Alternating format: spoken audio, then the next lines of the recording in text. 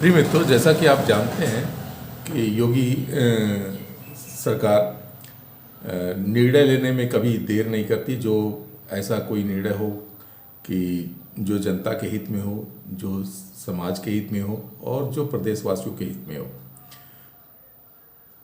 इसी तरीके से एक बहुत ही अभूतपूर्व, बहुत ही महत्वपूर्ण निर्णय सरकार ने लिया है अंडा उत्पादकों और प्रदेश वासियों के लिए, जिससे प्रदेशवासियों को अच्छी गुणवत्ता के अंडे उपलब्ध कराए जा सके। उपभोक्ताओं के हितों को ध्यान में रख करके। दरअसल बहुत समय से उत्तर प्रदेश में अंडे का जो आवक होती है, जो अंडे अधिकतम अंडे बाहर से ही आते हैं। बाहर से पहले अंडे जो आते थे वो पहले साउथ से आते थे। साउथ के बाद हरियाणा में पोल्ट्री का विकास हुआ और हरियाणा पंजाब में इतनी पोल्ट्री का विकास हुआ कि वो उत्तर प्रदेश, बिहार और आसाम तीनों जगह की सप्लाई पूरी करने लगे। और ये उत्तर प्रदेश, बिहार के सरकारों के नकारात्मक रवैये के नाते उत्तर प्रदेश में अंडा उत्पादन नहीं बढ़ाया जा सका। अंडे उत्पादन के लिए कोई प्रयास नहीं किया गया, जिसकी वजह से हरियाणा पंजाब से अंडा प्रदेश में आता था और वहाँ के फार्मर बहुत तेज़ी से विकास किए। जो एक साल में 10,000 का फार्म लगाता था, दूसरे साल उसका 30,000 हो जाता था, क्योंकि प्रॉफिट बहुत ज़्यादा थी। और लोगों ने बहुत बड़े बड़े फार्म खड़े कर लिए। अब ये यूपी और बिहार में पूरी सप्लाई, मान लीजिए अगर कहीं एक आध फार्म कहीं खुलते भी थे यूपी में, तो ट्रेडर उनके आसपास इतनी गंदगी मचा देते थे कि जो है जिससे उनका अंडा उठता नहीं था, सप्लाई नहीं हो पाती थी और उसके कारण वो फार्म बंद हो जाते थे। लेकिन अखिलेश 2013 में एक गवर्नमेंट ने थोड़ा सा इसमें सक्रियता बढ़ाई और कुछ निर्णय लिए, जिसके कारण उत्तर प्रदेश में लोगों में जागरूकता आई और अंडे के उत्पादन के लिए फार्म लगने शुरू हुए। और अब करीब करीब उत्तर प्रदेश की खपत के बराबर उत्तर प्रदेश में भी अंडा उत्पादन होने लगा है। लेकिन हरियाणा और पंजाब का जो उत्पादन है वो वहाँ की खपत से 10 गुना से भी ज़्यादा अधिक है। तो 90% अंडा वो लोग बाहर ही भेजते हैं। अब जब यहाँ के फार्मर, चूँकि नए नए फार्मर लोग आए, तो सब लोग लोन लिए और लोन लेने के कारण उनके ऊपर आर्थिक भार ज़्यादा पड़ गया। उनको लोन की रिकवरी होने लगी, लोन का किस्त देनी पड़ती है। तो इस नाते क्या होता है कि उनकी सर्वाइवल के लिए बहुत ही दिक्कत होती है जब बाहर से अंडा आता है। तो और वो भी वहाँ के फार्मर का इंटेंशन, बाहर के हरियाणा और पंजाब के जो फार्मर हैं उनका इंटेंशन बड़ा निगेटिव रहता है कि यहाँ के फार्म बंद हो जाए तो इससे वो सप्लाई कंटिन्यू चला सके। इसलिए वो और भी रेट गिराते हैं जहाँ तक वो उनसे संभव हो सकता है। दूसरी एक और उनकी मजबूरी भी है कि अपनी खपत, अपने प्रदेश की खपत के से वो 10 गुना अंडा प्रोड्यूस करते हैं, तो वो करेंगे क्या। लेकिन दूसरी तरफ एक बड़ी समस्या ये है कि उनके यहाँ अंडे का लाखों के फार्म हैं, 3-3 लाख 4-4 लाख कैपेसिटी के। अब वो अंडे जब उनके पास स्टोर होते हैं तो कुछ ऐसे होते हैं जो लोकल सप्लाई है उसको तो अच्छे अंडे वो सप्लाई कर पाते हैं, बाकी ज़्यादातर ऐसे 3-4 तरीके के स्टॉक उनके पास हो जाते हैं, जो कि एक अंडे ऐसे, कुछ अंडे ऐसे होते हैं कि जो 1-2 दिन में सड़ने लगते हैं, कुछ मतलब वहाँ पे रख रखाव की भी समस्या आ जाती है। और तो बाहर की सप्लाई पर ही उनकी पूरी निर्भरता होती है। अगर कुछ दिन रुक जाता है अंडा, तो उनके यहाँ भी लोकलाइज हीटिंग के कारण अंडे खराब जल्दी होने लगती हैं। जो क्या होता है कि जैसे कोई चीज़, अगर फूड आइटम को अगर आप की स्टेबिलिटी अगर टेस्ट करना चाहते हैं, तो उसको एक्सग्रेटेड लोकलाइज हीटिंग की जाती है, उसको ज़्यादा एडवर्स इन्वायरमेंट देख करके उसको खराब, उसकी स्टेबिलिटी टेस्ट करते हैं। और ये चीज़ वहाँ पे बरवाला पंजाब में ये चीज़ उनकी मजबूरी होती है कि वहाँ पे एक्सग्रेटेड रूप से एबनॉर्मल इन्वायरमेंटल कंडीशन उत्पन्न होती है, और वो अंडे और जल्दी खराब होने लगते हैं। और ऐसी स्थिति में खराब होते हुए अंडे को वो सप्लाई दूसरे प्रदेशों में बहुत ही कम रेट पे करते हैं। कभी ऐसे परिस्थितियों हमारे ट्रेडर ऐसे लोगों को ढूंढते हैं जो कटिंग पे, जो हाईएस्ट कटिंग पे अंडा सप्लाई करते हैं। तो ऐसे कभी कभी वो 40% रेट पर भी अंडा उठाते हैं और यहाँ पर ले आकर के सड़े गले अंडे जो है पब्लिक में सप्लाई कर देते हैं। यहाँ ट्रेडर जो है लोकल से 30% अंडा उठाते हैं, 70% वहाँ का, दोनों मिक्स करके सप्लाई करते हैं। तो एक तरीके से इस तरह से एक खराब अंडे की सप्लाई उपभोक्ताओं को हो रही है, जिसके कारण बीमारियां बढ़ती हैं और उसमें आदमी की पहचान नहीं कर पाता, क्योंकि ठेले वाले जहाँ पे अंडा रोल वगैरह बनाते हैं, वो इन सब चीज़ों को जब रोल बन जाता है तो उसमें पहचान तो आप कर नहीं सकते हैं। तो वो सब सड़े गले अंडे, सभी तरीके के अंडे जो है आप खा लेते हैं और उसके नतीजे में आप बीमार पड़ते हैं। तो इसके संबंध में जब ये योगी गवर्नमेंट में ये संज्ञान में ये बात आई, तो उन्होंने इसको रिव्यू किया कि आखिर ये क्यों ऐसा हो रहा है, क्या हमारे लिए कोई ऐसी कोई गाइडलाइंस है, हमारे स्टैंडर्ड BIS की क्या गाइडलाइंस है जिसके तहत अंडे को सही क्वालिटी में जनता को, उपभोक्ताओं को दिया जा सके। और इसी संदर्भ में यहाँ पे एक कुक्कुट विकास समिति ने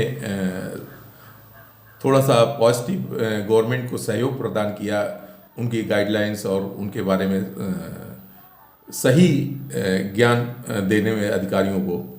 तो सरकार ने जैसे ही इस गाइडलाइंस का उनको संज्ञान हुआ और ऐसा लगा कि जो है खराब अंडे की सप्लाई जनता में हो रही है और जिसके कारण बीमारियां बढ़ रही हैं, तो और हर साल ये समस्या गर्मी में ज़्यादातर होती है, तो गवर्नमेंट ने तुरंत रिव्यू करने के लिए कहा कि इसको रिव्यू किया जाए कि सही गुणवत्ता का अंडा कैसे सप्लाई किया जा सकता है। तो BIS को के जब मापदंड को देखा गया तो ये पता चला कि अंडे में एक सेल के ऊपर एक ब्लूम लेयर होती है जो कि लोकलाइज्ड हीटिंग या एबनॉर्मल इन्वायरमेंटल कंडीशन पर वो ख़त्म हो जाती है और उसके अंदर फंगस लग जाते हैं, उसके अंदर बैक्टीरियल इन्फेक्शन हो जाता है।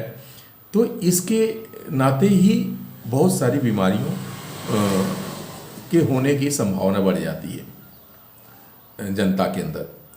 तो इसको ध्यान में रखते हुए गवर्नमेंट ने आदेश दिया कि इसके संदर्भ में कुछ गाइडलाइंस बनाई जाए और सरकार के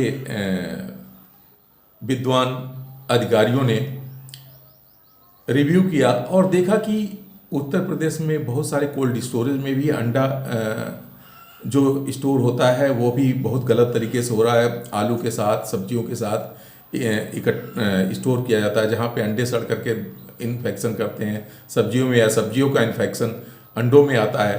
तो इसको हटाने के लिए सरकार ने कुछ गाइडलाइंस कोल्ड स्टोरेज के लिए भी कही, जिससे आप अंडे को से अलग तरीके से अलग स्टोरेज और उसके जो भी BIS के मानक हैं, जैसे कि कब अंडे का उत्पादन हुआ और कब उसको डिस्ट्रीब्यूट किया जा रहा है, क्योंकि कितना भी अच्छे इन्वायरमेंट में आप रखें, जो भी जो सब्जियां हैं, जो अंडे हैं या कोई भी ऐसी चीज़ें जो बायोडिग्रेडेबल है, उसकी एक लाइफ होती है। उस लाइफ के बाद में वो हमेशा ही डिग्रेड होते रहता है और कुछ समय बाद वो खराब हो जाता है।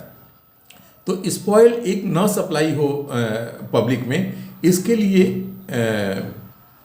गवर्नमेंट ने वहाँ पे ही नियम बनाए जिसमें अंडे को सेपरेट रखा जाए और उसको वितरण से जब भी कोल्ड स्टोरेज से निकालें तो उसको कितने समय में आप डिस्ट्रीब्यूट कर दें। तो इसके लिए भी गाइडलाइन उन्होंने बनाई। और दूसरी गाइडलाइन जो ट्रांसपोर्टेशन में क्या होता है कि अंडे को आप बाहर से लेके आते हैं तो पूरे ठीक ढंग से उसको ढक दिया जाता है, पूरा कवर कर दिया जाता है, जिसके कारण अंदर की गर्मी जो है बाहर नहीं जा पाती। तो और ऊपर से सन की हीट अंदर आती है, तो उसकी बहुत ही ज़्यादा एबनॉर्मल कंडीशन अंडे पर होती है और अंडा बहुत जल्दी ख़राब हो जाता है।